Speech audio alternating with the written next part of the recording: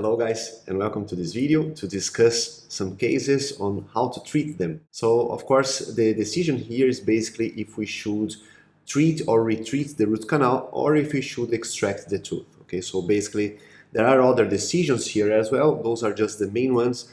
And although we are only here discussing the radiographs, I'm going to tell you guys some clinical information. So basically we are going to consider that those two cases, the medical conditions were, not relevant for at least for this exercise. So medical history was normal. And then we have this patient on the left side of your screen. We are going to start with this patient having pain to cold and to even without any stimulation. And this pain was coming and going and increasing. Okay, so the pain was increasing. Of course, this is a pattern of a pulpal pain, and we are already seeing on the radiograph what's happening here. Patient was taking codeine for the pain, and that's the radiograph that we have. Okay, so what to do with this radiograph? Some of you guys would think, wow, we need to treat the root canal, but then, look the status of this radiolucent image, okay, which is not well limited, and therefore, for those who are in the beginning of the dental course, this is not well limited, and of course, that's an image suggestive, and not only suggestive, compatible with recurrent decay or recurrent caries. Even the pulp chamber is atrophic now. This is very close to the pulp chamber, and when we have cases like this, if you guys didn't watch the last video is for the decision between only restorative treatment for caries or endo. Okay, so it is a very important video. I will add the link here on the top right corner of this screen as well. But then we need to understand that this decision will be most likely endo, okay, because this is already very close to the pulp chamber. Okay, so if you try to restore this and for example, you left caries there, and then patient goes back home, and then the patient will start feeling pain again, and probably you need to, finally to open the root canal, ultimately.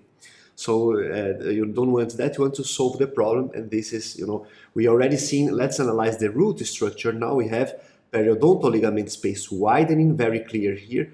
Of course, there are the roots superimposed to each other, as we have usually in periapical radiographs of the regions of the molars, but then we can still see the periodontal ligament space widening, okay, even here a little bit. So, of course, we are already having periapical alterations. There is a superimposition, of course, of the zygomatic bone here, zygomatic process of the maxilla and zygomatic bone. Maybe even the sinus is opacified. I would consider that this is the contour of an opacification. Okay, let me draw this to you guys here, since we are talking about this. So now I can draw here for you guys. So this would be the contour of the sinus opacification area, most likely. Okay, and then let me now remove this. And of course, that's the contour of the sinus floor, right? So you have the sinus floor here, sinus septum, okay, and then the rest of the sinus floor, even superimposed to the roots. Just, describing anatomy here for those who are in the beginning of the dental course. Okay, so that's the alveolar crest. And now take a look at this. This is the level of the alveolar crest. We are not seeing here, of course, but again, this is the level of the alveolar crest. And now this is the level of the distal alveolar crest, right? So it's here. So take a look at this. We know that the caries is already very close to the alveolar crest, okay? We can even see a very, light contour here, which would be the contour of the gingival tissue, the height of the gingival tissue, which means that this caries is underneath the level of the gingival tissue, if we compare the heights, the levels, right, the vertical levels. So we have caries, recurrent caries, very close to the level of the alveolar crest, and then below the level or deeper than the level of the gingival tissue. What is the prognosis that we can rehabilitate this tooth? Okay, so of course the prognosis is not good. So extraction is indeed the first option here. But if you want to try to do the endo and to do a new crown, then of course you should remove this crown, check the structure visually. Okay, then you check the structure, see if there are not cracks or something, you could find those.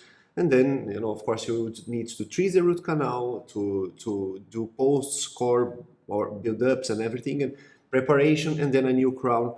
And, what is you need to consider all the costs of the patient, the predictability of this of these roots, of this structure after the crown, and of course in this case it's not favorable. All right, so one could be conservative, but in my opinion this would be extraction, it would be more predictable.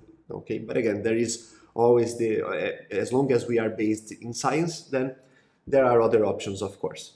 Okay, now why this happens? Probably because we have the overhang of this fixed bridge, of the distal limits of the mesial fixed bridge. Okay, I'm talking about the first molar now, right? So there is an overhang here. Probably the patient was not able to floss or was not flossing. We don't know, we don't have the clinical information.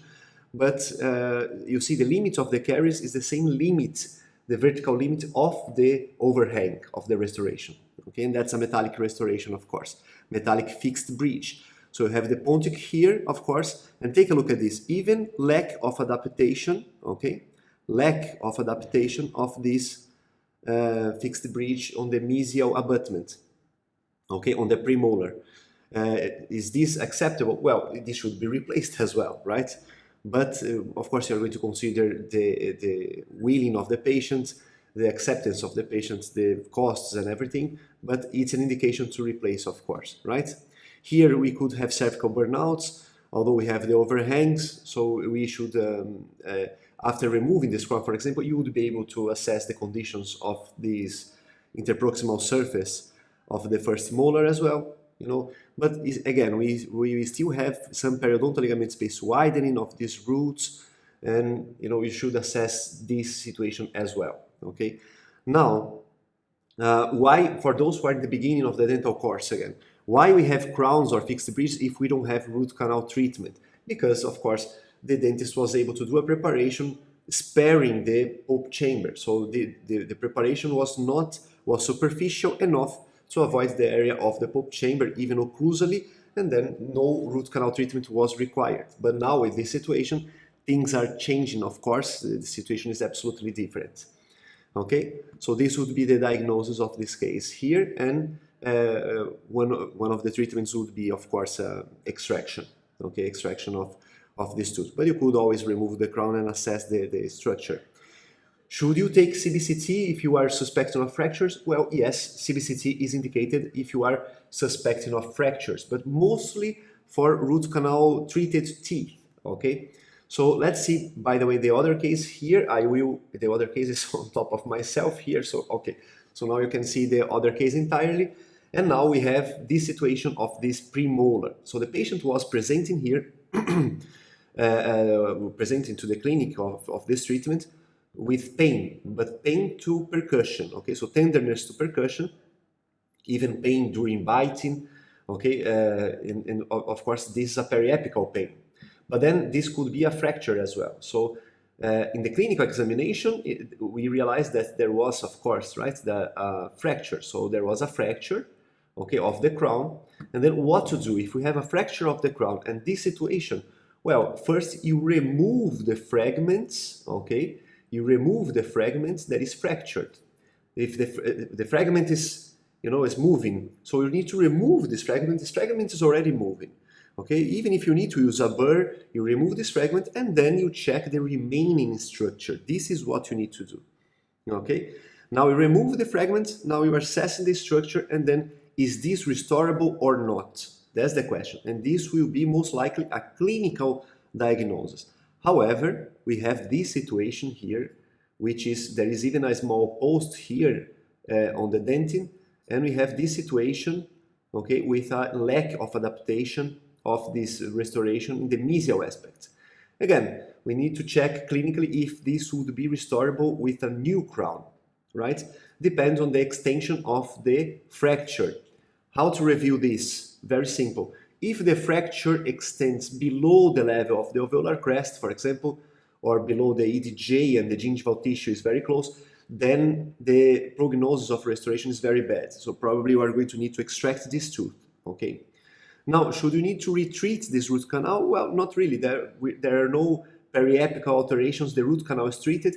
There is a little bit of overextension of the root canal treatment, but you know, I still see the lamina dura in most of the roots, so no periapical pathology, so that's fine. You can follow up the situation radiographically, okay?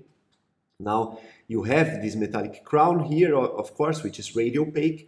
We have some periodontal ligament space widening of this tooth, which is root canal treated. I just enhanced the contrast too much for you guys to see this situation here of the mesial aspect.